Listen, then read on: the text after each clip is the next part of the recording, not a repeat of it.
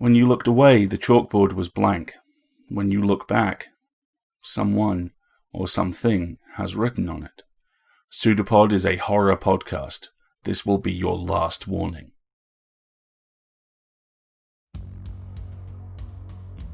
PseudoPod, episode 711, July 3rd, 2020. This week's story, Les Lutins, by Jonathan Louis Duckworth. Hello everyone, welcome to PseudoPod, the weekly horror podcast. I'm Alistair, your host, and this week's story is a PseudoPod original. I'll have some notes from Jonathan about the story after the story. But first, some notes about Jonathan. Jonathan Louis Duckworth received his MFA from Florida International U. His fiction, poetry, and non-fiction appears in New Ohio Review, 14 Hills, Gulf Coast, Meridian, Tupelo Quarterly, Superstition Review, Flash Fiction Online, and elsewhere. His chapbook, Book of Never, was published by Finishing Line Press. He is a PhD student in creative writing at University of North Texas in Denton, Texas. Your reader this week is Larissa Thompson, who is a Vancouver-based voice actor and producer, most recognized for her work on the Centropic Oracle, a science fiction and fantasy short story audio magazine available on YouTube, which sounds amazing. The Sojourn, an original science fiction audio drama and motion comic, which sounds amazing, and is the co-founder of the YouTube channel The Templin Institute, which is amazing. We will make sure that all those various links are in the show notes. Please go check them all out, especially the Templin Institute. They do miniature YouTube, very classic BBC Hitchhiker's Guide to the Galaxy style informational videos about fictional organizations. I have referred to their one on the Federation more than once in other pieces of work. It is so much fun, and I am genuinely fanboying a lot right now. So, without further ado, get ready, because they have a story for you, and I promise you, it's true.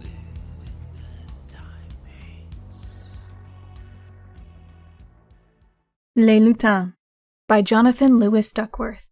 Narrated by Larissa Thompson. It began with sparrows, finches, and swallows.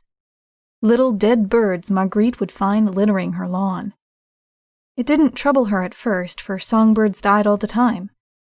But then, in successive weeks, she'd wake to find entire flocks of birds littered on her property, under the shady sycamores and in her rose garden, their flight feathers plucked and their delicate necks broken. These birds had menaced her garden in the past, but still she'd cry to see them killed, so pretty they were. She didn't know what to make of it all, whether it was the work of cats or a man with a disturbed mind and brutish hands. 4 years after her husband died at the Battle of the Somme, Marguerite may have felt like an old woman, but with her golden hair and bright green eyes, she was still young and pretty enough to attract that sort of attention. She was on the verge of contacting the local police when early one morning, she found a huge magpie left outside her bedroom window. There was a patch of semi-firm mud there where she'd emptied her chamber pot the night before. Crisscrossing the muddy patch were prints, human-like footprints no bigger than postage stamps. Seeing the prints, Marguerite recalled her grandmother's stories of the Lutins, the little people of the forest. They were mischievous imps who played tricks on people and especially loved tying women's hair into knots as they slept. Even as a child, she'd never believed the stories, despite the gravity with which grandmother described them. Never chase a lutin into the forest, grandmother, a crooked old woman with a frightening mole on her elbow, had said, no matter how peeved he makes you. Marguerite spent the rest of the morning doing whatever she could to calm herself. She ate a simple breakfast on the terrace while listening to a record, Bornholm's Third Symphony, which always eased her nerves. She then buried herself in chores, sweeping the cottage, beating the dust from the rugs, and checking out all the rat traps, which had been strangely untouched of late after 2 years of constant warfare between Marguerite and an army of vermin.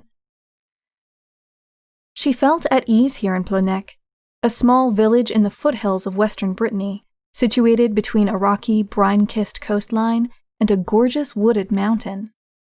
She lived in a quaint stone cottage that sat on 6 acres of field and woods, spacious enough that she never felt cramped, but not so large that she couldn't keep it clean. 3 days a week, she'd ride her bicycle to the village bank, where she worked as a typist. Her salary was modest, but paired with her widow's pension, it was enough to get by. She liked it in Plonic, so far away from all her memories of Paris, her childhood, her courtship with Clement, and the 7 trips to the hospital that had all ended in bundles of bloody sheets and helpless tears. After cleaning the house, Marguerite felt better. As it was a pleasant, breezy day, she decided to go out and tend her rose garden, for early July was the best time to prune rose hedges. Shears in hand, Marguerite stepped out of her cottage and beheld something horrific. "Stop, you awful dog!"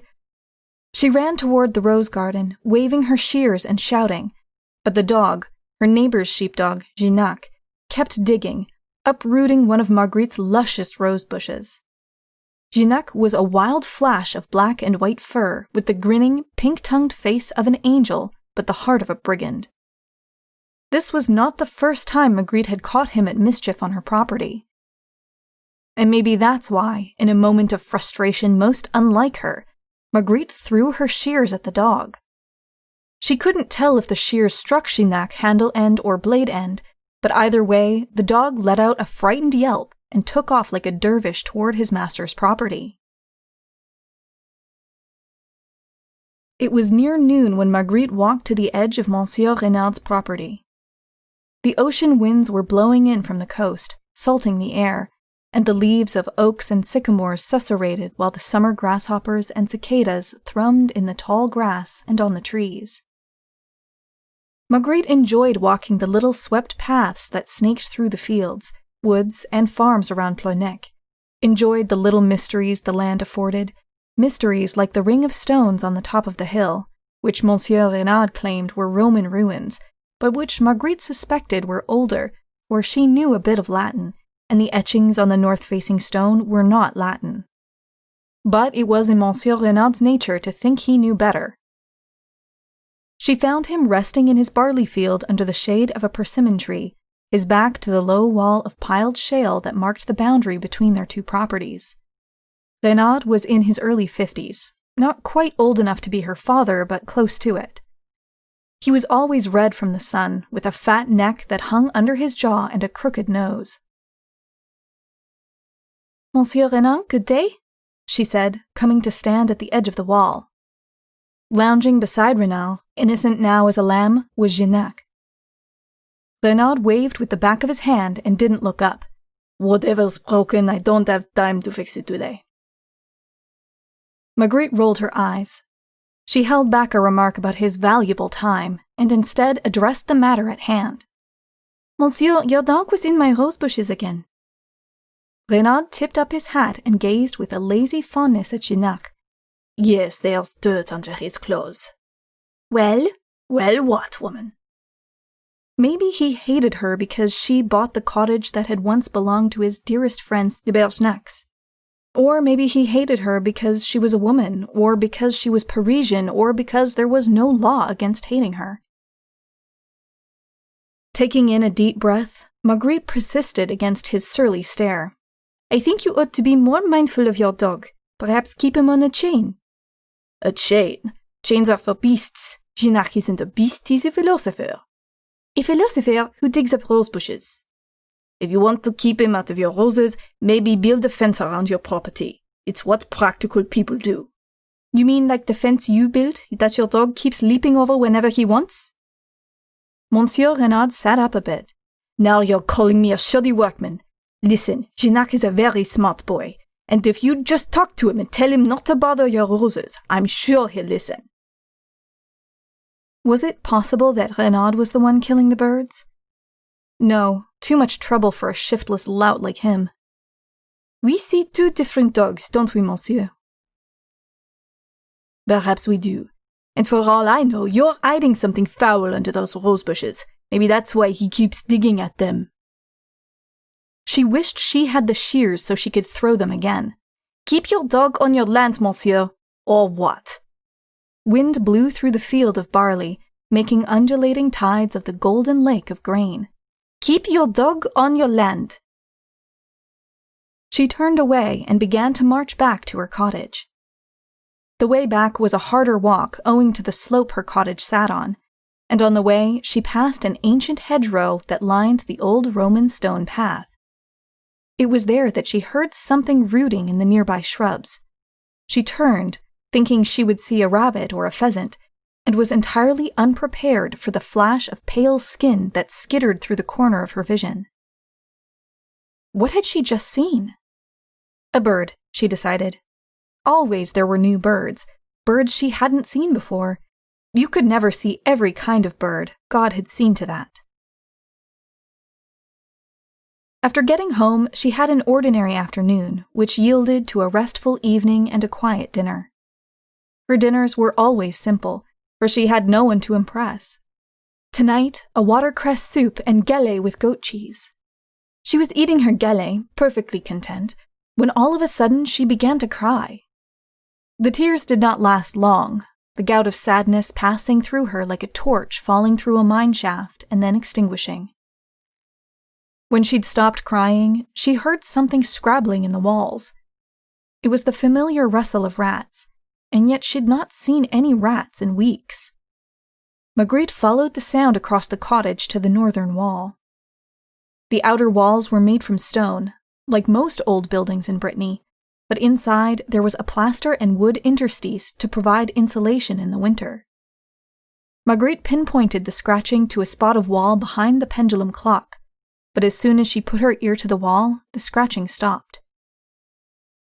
In its place was something else, a low, raspy chatter too animalistic to be speech, but too coherent to be the squeaking of rodents. She tapped a knuckle against the wall, and there came a frantic crepitation that made her recoil. The sound moved across the length of the wall, and then vanished. Marguerite stood stock still, breathing in and out until her hands stopped trembling. Then she went to the kitchen, took some flour from the flour bin, and began with her hands to spread it across the cottage floor.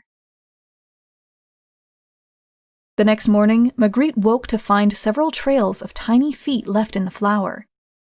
The feet were nearly human in shape, but there were only 4 toes on each, and the toes were long and spread out like fingers. Marguerite swept up the floor, erasing the prints. Far from being frightened, she was happy, for at least now she knew she was not going mad. And it wouldn't be so bad having Lutins in the house, would it? Grandmother's stories had portrayed them as childish tricksters, nothing too dangerous. She was finishing her breakfast when a fist began thumping at her door. Open up this instant!" It was Monsieur Renaud, who, for the first time since Marguerite had known him, sounded truly angry. Still at her dining table, Marguerite's hands began to tremble. "Yes, monsieur?" "I said open the door," Monsieur Renaud said. Marguerite stood up and gingerly walked toward the door. The thumping continued, the door and the doorframe trembling from the onslaught. There were 4 locks on the door, 1 in the knob, 2 bolts, and a chain lock. Marguerite unlocked the knob and turned the 2 bolts, then opened the door part way, still latched by the chain. Through the narrow slice of light, Monsieur Renaud's face appeared, his eyes bloodshot, his normally ruddy face now an unhealthy shade of purple. "Monsieur, what's the matter?" Monsieur Renaud held up a hand to her. The old scars and lines of his palm were painted scarlet. "You know what's the matter, you evil bitch," he said. "I found Gignac in the field this morning. While a vein pulsed on his forehead, the old man began to tear up.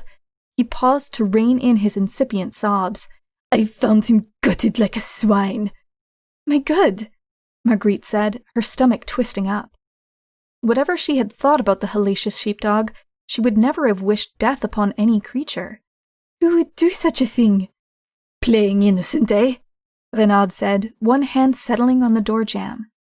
He reached behind his back and produced a pair of garden shears that looked very much like Marguerite's, except that the curved blades were caked with dried blood. "I found these beside him." Marguerite blanched.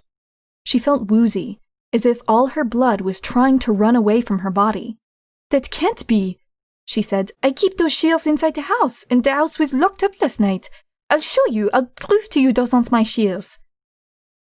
Marguerite closed the door and walked toward the fireplace where she kept a toolbox. Monsieur Renaud was back to pounding on her door when she opened the toolbox and found a hammer, a trowel, a small handsaw, a roll of gauze, and a bottle of rubbing alcohol, but no shears. She returned to the door. Her movements felt strange and rigid, as if she was learning again how to walk. Cracking the door open again, she couldn't find any words. "Well, do you still deny it?" "I'm not feeling well," she said, her voice a thread-thin wisp of sound. "Please, monsieur, I think I must lie down." She didn't hear what Monsieur Renaud shouted next. Her ears still worked, but her mind had ceased to process intelligible sound. When Renaud's flappy, ruddy fist grabbed at the chain, trying to yank the lock loose, Marguerite acted on reflex, shouldered all her weight against the door, and slammed it shut while her neighbor's hand was still in the way. Once the door was shut again, Marguerite slumped down, her back to the thin barrier. She felt Monsieur Renaud's blows against the door, less rapid now that he could only use one hand. And then it was over. The pounding stopped. Marguerite began to comprehend sounds again. Monsieur Renaud was stepping away, cursing and breathing heavily. "I'll see you answer for this," he said. "I'll see justice is done." And then Marguerite was alone again. She remained where she was, sitting on the floor with her back to the door for quite a long time. With the world quiet once again, she made out the patter of little feet on the roof. She didn't sleep a wink that night, for little feet and hands were moving always in the dark. The next morning was a Thursday, and as with every Thursday, she was expected at the bank. Marguerite looked forward to her work, for the chance to get away from the cottage for a day. Her bicycle ride would take longer than usual today, for she would have to avoid Monsieur Renaud's property and take the long way down the hill. He was irrational, blaming her for his dog's death only because she was the most convenient person to accuse. The shears were troubling, but Marguerite knew she had not touched them, knew she wasn't capable of butchering a dog. Monsieur Renaud must have understood that too, would remember that his neighbor was too gentle to do such a thing. She knew the truth, knew who, or rather what, had truly killed Gignac. Lacking any appetite, Marguerite skipped breakfast, opting to get an early start on her cycling. She had scarcely gotten out of the door when she noticed the dark swirl of crows wheeling in the sky over her property. Dozens of them, squawking and cawing as they winged toward Monsieur Renaud's property. Every rational fiber of Marguerite told her to pay it no mind, to simply go on her way to the village and to the bank. Instead, she pushed her bicycle through the grass, following the crows to Monsieur Renaud's land. She stopped at the shale of wall. She'd come to the nexus of crows, to the gathering point. They hopped around in the beautiful yellow barley, jockeying with one another for a chance at the feast that had been left for them. Marguerite turned around and rode to the village, where the bank was still expecting her. She was already dreading the end of the day, when she'd return to her home and find a terrible surprise waiting in the neighbor's field. She, of course, could not bear to inspect Monsieur Renaud herself, but she learned from the local police that the corpse had been badly mutilated. His eyes were gone, his nose hacked off, many cuts and lacerations made along the length of his arms and legs. They could not determine what weapon had been used, but many of the wounds had been inflicted by something smaller than a pocket knife, and the damage suggested a blunt, crude edge like stone. It was not until the next day that the police inspectors arrived, for Plonec's police department had no detectives, and inspectors had to be sent for from Quimper. They first went to the police station to inspect the body, which the local police had been keeping, and then rode their motor car up the hill to survey the dead man's property. Once that was done, they paid a visit to the woman who'd found the body. When they arrived, Marguerite had prepared tea and cakes. The two inspectors were named Rousseau and Velan.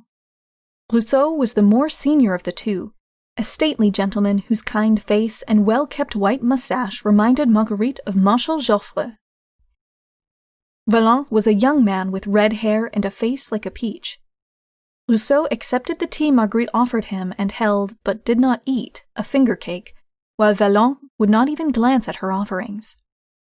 They sat at Marguerite's dining table. To Marguerite's surprise, despite being the junior partner, Valent was the one asking the questions. "How long have you lived in Ploernec, madame?" "2 years now." "And you lived in Paris before?" "Yes, sir, until 1918. "Why did you leave Paris?" "It felt empty without Clément. Things that I had once loved were only reminders. And there was the influenza. So many people were dying. I didn't feel safe in that crowded city anymore." A stream of similar tedious questions followed, and Valent continued to scribble on his notepad while Rousseau looked around the cottage, his mind seemingly elsewhere. "Any children?" She flinched. 7 trips to the hospital.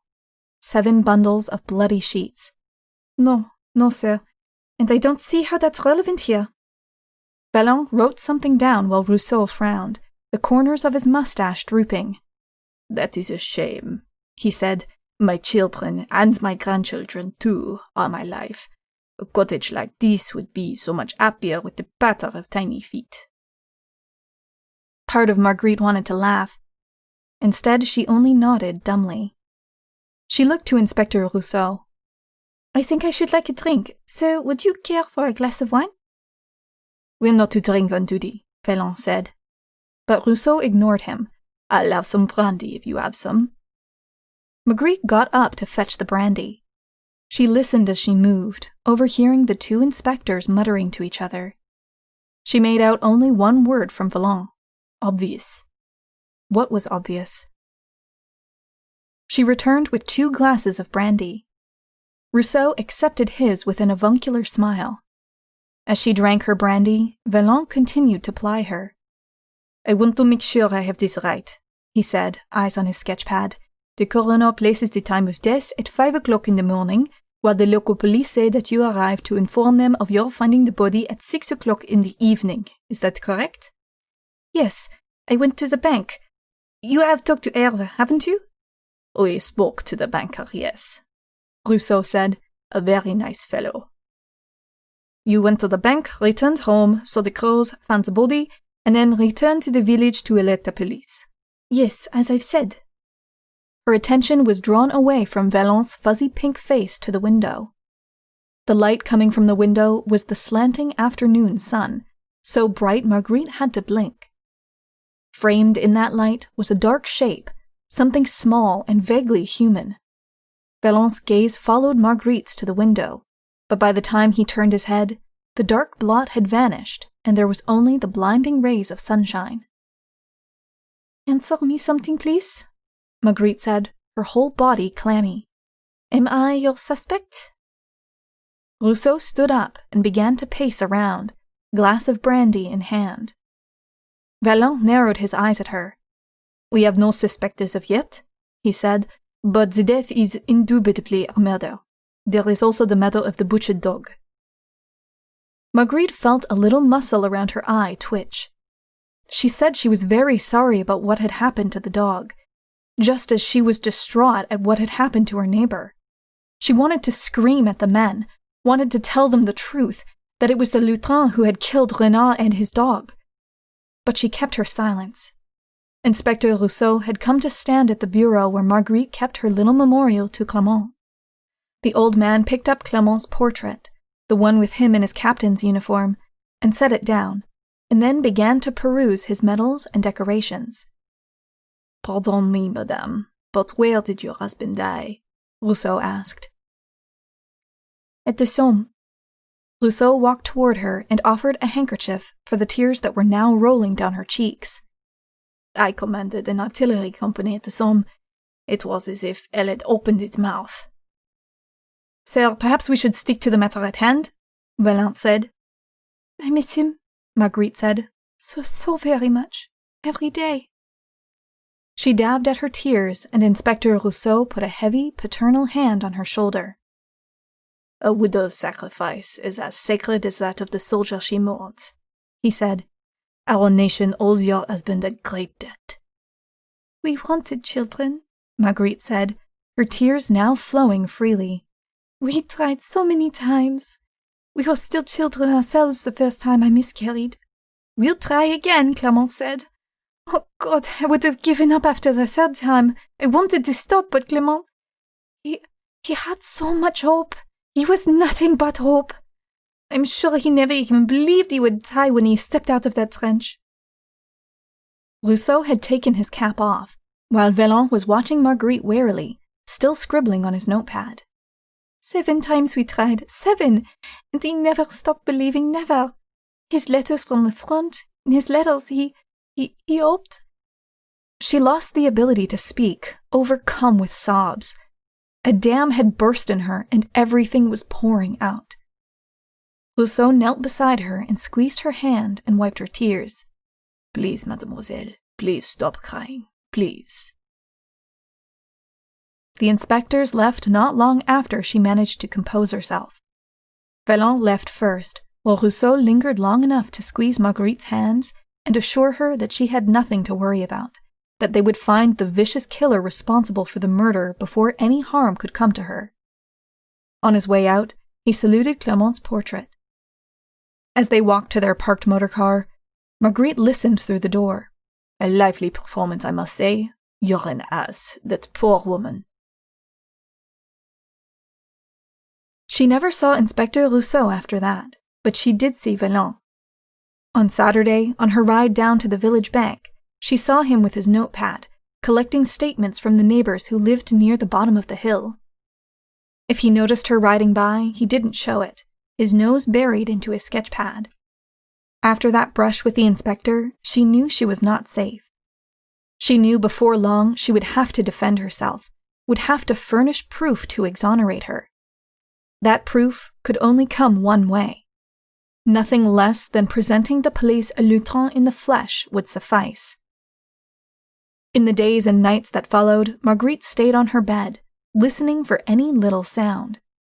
Over the drone of cicadas and the birdsong and the rustle of leaves shaken by the sea-borne breezes, she picked out the distinctive scratch of the Lutins' toes on the stone of her terrace. Sometimes she saw them looking at her through the window, their eyes green, their faces furtive and human-like and very pale. But these were only glimpses, and as soon as she'd stand up, they'd be gone. She didn't eat. She drank only enough water to stave off the thirst. She tried not to sleep. But of course, she couldn't stay awake forever. 5 nights after Monsieur Renaud's murder, Marguerite was lying in bed, the hefty iron fireplace poker hugged to her chest, when she heard her bedroom window creaking open. She knew she had been sleeping, for it was dark now, and the last she'd remembered, the sun had still been above the hillside. Her heart pounding, she glanced frantically around the room, searching for anything out of the ordinary. The room was so dark she couldn't see past her bed, but she heard sharp, clawed toes scratching on the floor. She gripped the fire poker tight. She felt something touch her hair, a little hand feeling at her tresses. She shrieked and yanked her head away, and with a flash of pain, a lock of her hair tore from the scalp. She swung her fire poker at the empty air where a Lutin had been. As the clouds moved, the moonlight shone through the window, illuminating the naked, pale body that scampered across the floor and leapt to the windowsill, pulling itself out. Marguerite gave chase. The fire poker was heavy in her hands, but she would not have chased the Lutin unarmed. Her grandmother's warning never to pursue a Lutin into the forest rang in her ears, but she had no choice. They had attacked her now. This had to end. It had to end now. She followed the savage chitters, so much like human speech, but also so bestial, from her terrace, through her rose garden, and into the field outside her house. Stones cut her bare feet, but she didn't care. Occasional flashes of pale flesh under moonlight shone in the tall grass. The Lutin was running up the hillside, towards the woods. Marguerite trudged her way up the increasingly steep slope of the hill. What had it been like for Clement when his time came? Was he as scared as Marguerite was now? No.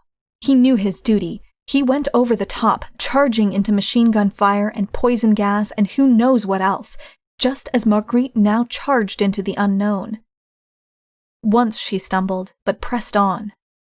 Again she stumbled, this time striking the hard earth with her face, scraping her chin. An image flashed through her mind, powerfully vivid and complete. Clement at the vanguard of his platoon, rifle in hand, a bullet biting his ankle, and all he can do is keep running, because to stop, to give in to fear and pain, would mean immediate death. Forward was the only way that existed, for Clement and Marguerite both. There was more than one Lutin chattering now.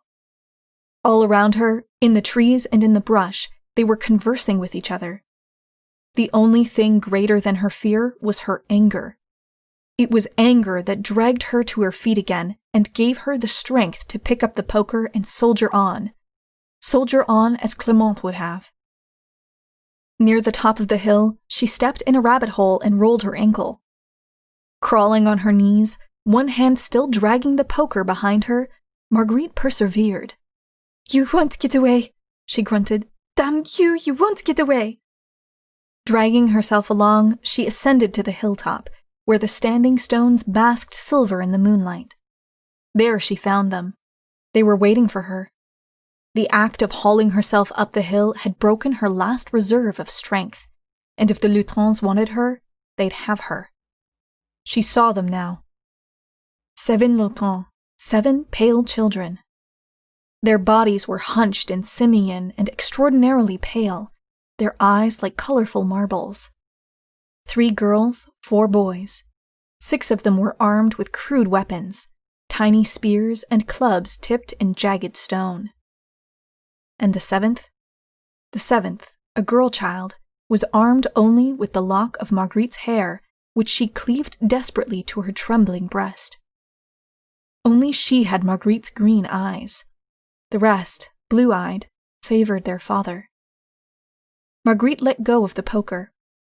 She touched her swollen ankle and gasped when a horrible sensation raced up her spine. She was hurt, in great pain, had been in great pain for so many years now. Their savage faces marked with concern, the Lutins crept toward her. At last, Marguerite was safe, and nothing would ever come between her and her children again.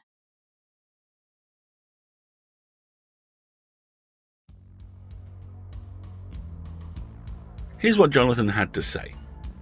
My Belgian mother read me a French storybook when I was very young about a wayward teddy bear named Mitch who becomes lost in the woods and enslaved. Very dark for a children's storybook, in retrospect. By a cruel Lutin, depicted in the story as a surly dwarf in rustic clothes.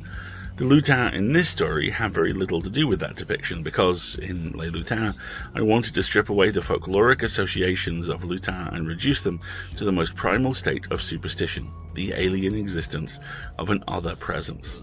The Lutins in that children's book represented human cruelty. The ones in my story represent something more nebulous, perhaps lost innocence. I like to find the horror in stories like this. Firstly, because I'm a teacher's kid and I'm built to analyze this sort of thing. Secondly, because it helps me understand it, and by understanding it, control it. Finally, because every point I find is another one on the eternal map of the genre, what it does and why, that this amazing job enables me to build. I spent a while thinking about where the horror is here. It's certainly visceral and physical. The murder of the dog, the neighbour, the very real physical threat the neighbour poses to Marguerite.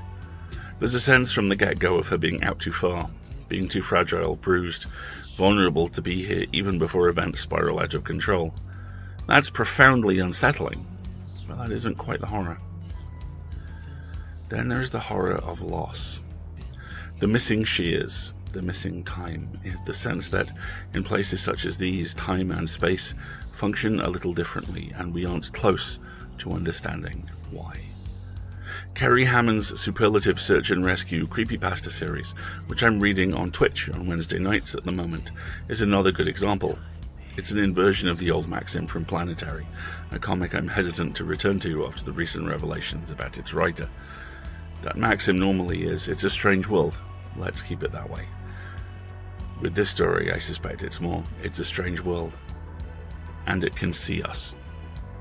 Complex, difficult, frightening stuff, but not the horror. Not quite. Then there's the Lutins themselves, a type of French hobgoblin, and here at last it seems we have the horror, the menacing, the crimes, the mischief, something fey, red in tooth and fierce in aspect, bouncing off human lives ever harder until something, everything, breaks, but them. Ideas are bulletproof, the man once said. Ideas don't care if nothing else is, though. Terrifying? Absolutely. But again, not the horror. What then of the grief? The visceral sundering of one from another that has thrown Magritte all the way to this town, this place where nothing is welcome, least of all her. The horror of a permanent wound, the horror of loss, of mourning, and worse of that mourning easing. That surely is the horror of the story, the engine of its menace, the power behind its scream. No. Closer again. But no. The horror here is wide in scope and invisible. The horror here is all-pervasive. The horror here is here with us for every word, from the title on down, matching our footfalls, mimicking our stride. The horror here is this. Everything is broken, everything is wrong, and all Magritte can do in a circumstance like that is dance with what are, at best, murderous fae, and at worst, her imagination. And she is alone, in a castle built of menace and threat, and at last, of horror. And perhaps the truest horror of all is how little she is equipped to see that. Horror is everywhere here, and here is where Magritte is home. Stunning work. Thank you both. We rely on you to pay our authors, narrators, server costs, and everything else. You are unfailingly generous, and thanks to you, we're edging closer to our goal of paying editors. These people are the first point of contact for every author and every magazine, and slowly and surely there is a movement to pay them. We want to be part of that movement, and can be with your help. For $5 a month at Patreon, you can get access to our vault. For more, you get access to surveys, merch, the whole bit. For $5 a month at PseudoPod, it's the vault. That you access via PayPal. Either option works for us. Both are needed. Please help out if you can, and if not with money, then perhaps with time. Help us raise our profile by leaving a review on Apple Podcasts, Google, wherever you grab your podcasts from. Tweet a link to an episode. Write a blog. People still do that. I'm one of them. Trust me, it all helps. And on behalf of all of us, thank you. We will be back next week when, as now, we will be a production of Escape Artists Incorporated and released under a Creative Commons Attribution, Non-Commercial, No Derivatives license. I leave you with this quote from the superb and very appropriate for this story, The Hole in the Ground. Then tell me I'm wrong. Tell me I'm crazy. I can't. See you next week, folks. And until then, have fun.